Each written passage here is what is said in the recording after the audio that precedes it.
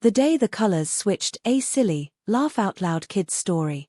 In the cheerful town of Colorville, everything was beautifully bright, shiny, and exactly the color it was supposed to be. Grass was green, the sky was blue, lemons were yellow, and nobody questioned it, not even Mr. Pickle, who questioned everything, including why pickles are bumpy and whether clouds wear pajamas at night. One sunny morning, something extremely strange happened. Actually, strange is too small a word. Mind-splonkingly bonkers is better.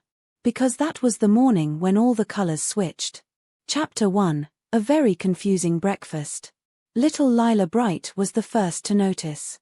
She sat at the kitchen table eating her favorite breakfast, berry cereal, when she screamed, "Mom, my cereal turned green, and the milk is orange." Her mom rushed in, took one look, and said, "Ah, my eyes. Why does the milk look like melted traffic cones?" Even the family cat, Mr. Whiskerfluff, meowed in horror at his rainbow-striped kibble. Outside, birds flew past, except they weren't blue or brown. They were polka-dotted, like they'd fallen into a craft box. Something was definitely, absolutely, ridiculously wrong. Chapter TWO, A Rainbow Town Gone Wild. When Lila stepped outside, her mouth fell open so wide a whole marshmallow could fit in.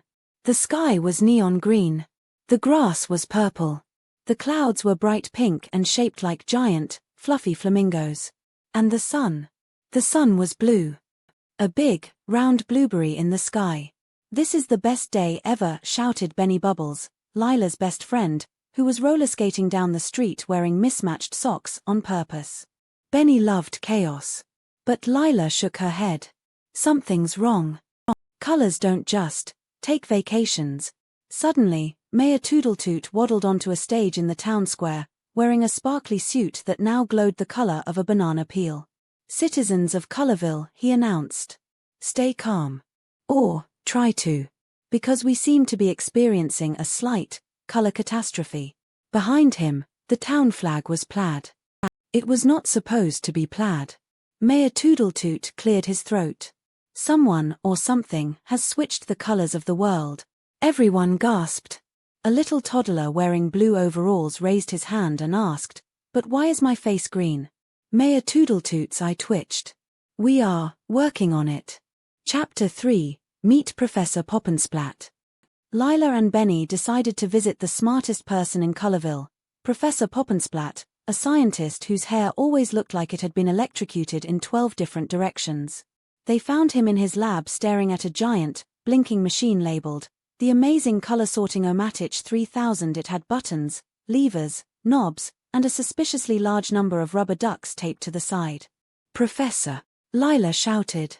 "The colors are all mixed up." Professor Poppensplat spun around, his mustache trembling with panic. "Oh, I know," he cried. "It happened the moment I sneezed." "You sneezed?" Benny asked. "Yes. A gigantic sneeze. The kind that launches you 3 feet backward and scares all the pigeons off the roof. I accidentally sneezed right onto the color-sorting-o-matic, and then... Ka boink. Everything scrambled. Can't you switch them back?" Lila asked. Professor Poppensplat nodded. "Of course. But only if we collect all the runaway colors and put them back where they belong." "Runaway colors?" Benny burst out laughing. "Colors don't grow legs." "Oh really?" the professor said, pointing behind them. Lila and Benny turned to find a bright yellow blob bouncing out the window like a gummy ball. "Get back here, yellow!" Professor Poppensplat shouted. The chase was on. Chapter 4, Chasing Colors Across Town. Colorville had never seen anything so silly. The kids chased a red splatter zipping around like lightning bolts. The professor chased a wiggling blue blob that kept shouting blub blub like a dolphin learning English. A green streak zoomed across the playground and turned the slide plaid again. And one orange blob refused to move at all, it just sat there, sulking, because it didn't feel like being orange today. "We'll start with that one," Lila said, grabbing it gently. Eventually, after lots of running, tripping, sliding, and screaming like dramatic chickens, the kids and professor had captured all the runaway colors in glowing jars. The colors danced, sparkled, jiggled, and made funny raspberry noises. Back to the lab. Professor Poppensplat announced. Chapter 5, The Color Explosion. Inside the lab, the professor connected the jars to the color-sorting-o-matic. Now, he said dramatically, I simply press the big red button. Wait, Benny said. Why is the button rainbow? The professor squinted. Because the colors are still confused. But we'll trust it. He pressed the button. The machine shook. It rattled. It burped. It sneezed. And then, boom, a giant burst of colors exploded into the air like the world's silliest fireworks show. Bright purple shot into the grass. Blue whooshed up into the sun. Pink sprinkled across the flamingo-shaped clouds. But something was still wrong. Lila pointed. Professor, look at Benny. Everyone gasped. Benny Bubbles was now Chapter 6, Benny the Blue Boy. Benny's entire body, skin, hair, clothes, was the same color as a blueberry. He looked down at himself. Well, he said, shrugging. At least blue is my favorite color. Lila giggled. At least now we'll never lose you in a crowd. Professor Poppensplat scratched his head. The machine must have used Benny as a temporary color storage unit. So, can you fix him? Lila asked. Oh yes. I just need to turn this dial from banana mode to normal mode. He turned the dial. Then the machine made a loud squonk and spat a rainbow mist all over Benny. And just like that, he was normal again.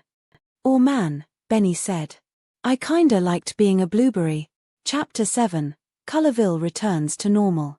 With the final zap of the machine, the sky returned to calm blue, the sun turned golden again, and the grass became its old green self. Birds went back to being UN polka-dotted, which they appreciated very much. Everything was normal again. Well, almost. Mayor Toodletoot announced, from this day forward, Colorville will celebrate Color Switch Day every year. Everyone cheered. Except Professor Poppensplat, who nervously hid the machine under a giant blanket labeled, Do Not Touch. Seriously. Not even a little. No button pressing at all. Benny grinned. Hey Lila, do you think if I sneeze on the machine, my hair will turn rainbow? Don't you dare, Lila laughed. But Benny was already wiggling his nose. Don't you sneeze, everyone screamed at once. Thanks for watching. If you enjoy this story, please subscribe to my channel.